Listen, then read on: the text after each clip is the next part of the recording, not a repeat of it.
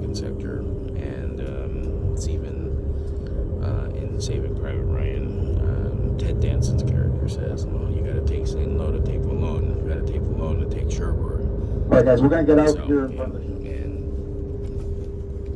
Valognes to take Cherbourg, Cherbourg to Paris, and then Paris to Berlin. So very important town. It was absolutely leveled in the pre-invasion bombings by the Allies, and most of this town was rebuilt here. So we're gonna get out right now. Actually, we're gonna go to a site where there was a Medal of Honor winner that we're gonna go visit. Actually, he wasn't a Medal of Honor winner. He wasn't decorated, but for some real bravery. Okay, this was the location where Major Thomas Howie of the 29th Division led a charge to be the first ones into St. Lo, and he was killed right where that big building is now. And like a lot of these places that we go to, might be very historic, but they're kind of random places. And the other day we were stopped at a place like this, and a Good Samaritan came over and thought that our bus had broken down. So why else would anybody stop around here? That was pretty funny. Here in St. Lo, this is another stop here. I'm not sure what this is about, but this there was really just a lot of heavy fighting for this key strategic village, mainly for the roads, because a lot of roads coming in and out, which is always the case, like Bastogne and Battle of Bulge, and even Gettysburg. A lot of roads coming in and out, making it an important place, and big fights there. Continuing on. Hey guys, this is just a quick stop for our friends from Missouri. If you want to take a look at the 35th Division Memorial, that is for the Missouri National Guard Division that fought here. So we'll cross the crosswalk, get a quick picture, and then get on to Les Mis. Pretty impressive church here, which served as a bit of a sanctuary where wounded on both sides were brought in. From the 101st Airborne, a bunch of guys were brought in here, and this is after some intense fighting, and that's where they were brought in, and a little bit of good humanity in the sense that wounded on both sides were taken care of.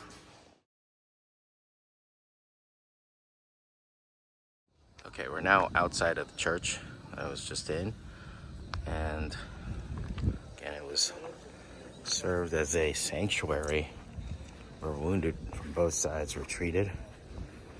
And this plaque here, Place Toccoa, this is, of course, Toccoa, Georgia, back in the U.S., where a lot of the paratroopers from the 501st trained, as well as the 506, as you saw in Band of Brothers.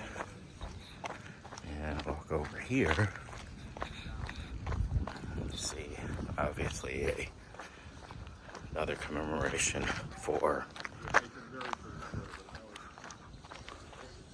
some paratroopers here. This is specifically in honor of Kenneth Moore and Robert Wright. They were two medics from the 501st Parachute Infantry of the 101st Airborne.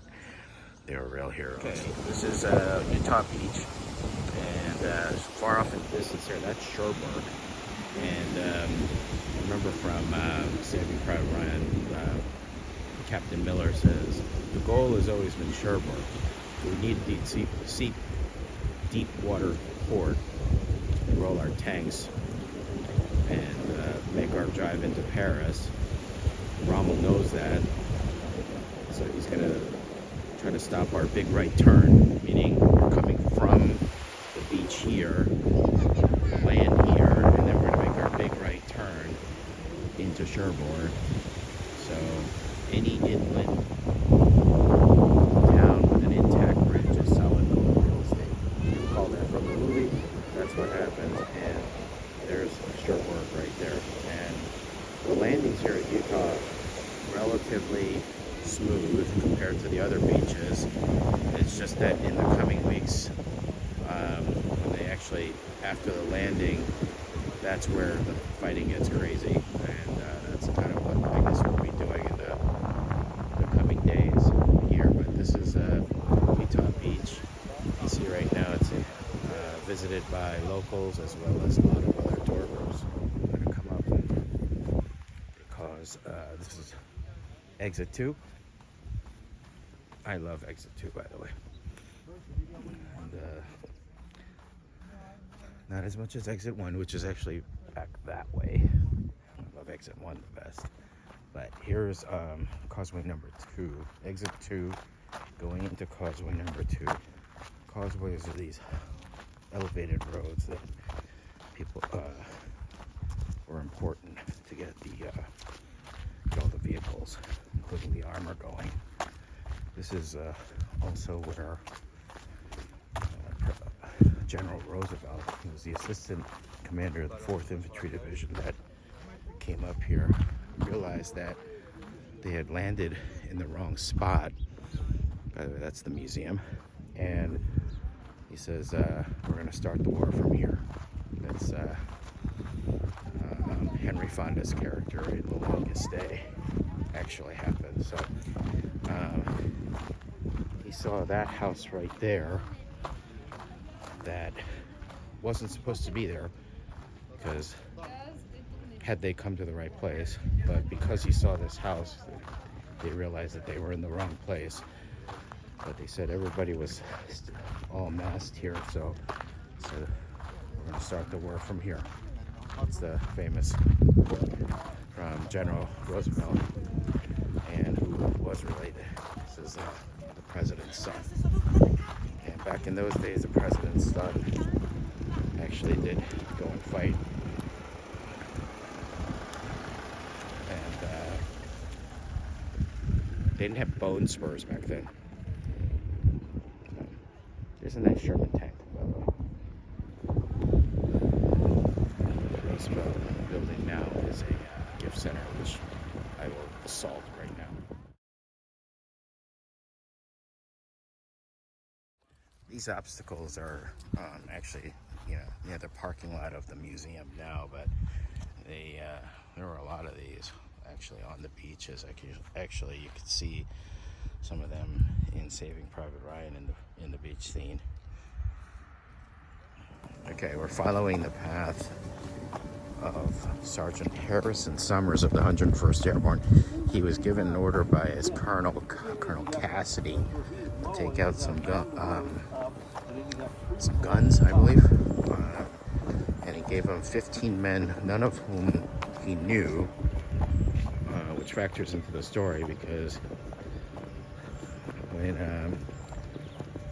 went house by house here, in this first house, he's gonna wipe out a bunch of Germans.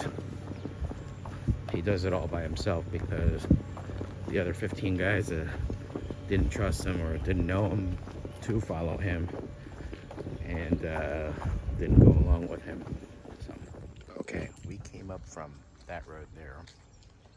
Harrison Summers takes out a bunch of guys in this first building, 4 guys in this first building. And as the rest of our group is going, that last one was building 2. And we have 3, 4, 5 right here, I believe. So there'll be a bunch more buildings. He does this all by himself, possibly with the exception of some cover fire from some of those 15 guys that didn't follow him. This is the area where the very first American troops landed. They were Pathfinders, of course, because the Pathfinders were the first ones out even before the main body of paratroopers. This is in the middle of the night. Captain Frank Lillyman, who was a Pathfinder with the 101st, dropped right here. They were dropped exactly where they were supposed to be dropped. They lit up the beacons to guide the rest of the paratroopers, except that the other other pilots for the main body of paratroopers weren't able to drop them all where they were supposed to, as I'm sure everyone has seen from Band of Brothers and Saving Private Ryan. It talks about the misdropped paratroopers, despite the efforts of pathfinders like Captain William, and we dropped right here, and we're the first ones on the ground, first boots on the ground in Normandy among the Americans.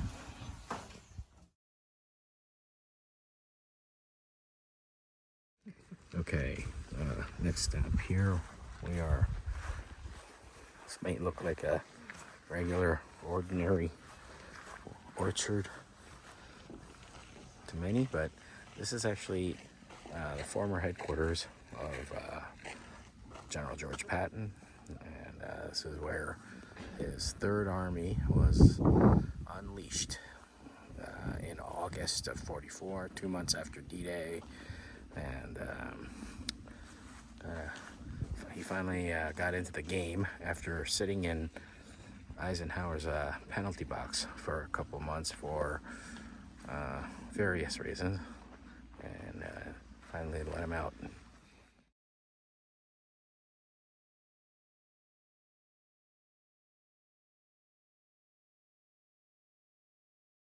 Okay, we are now heading into a Luftwaffe bunker, and we'll air. We're in the middle of the bocage. There's all kind of sticky stuff on. Look at this old Nazi Luftwaffe bunker. Nobody's in this one. Yeah.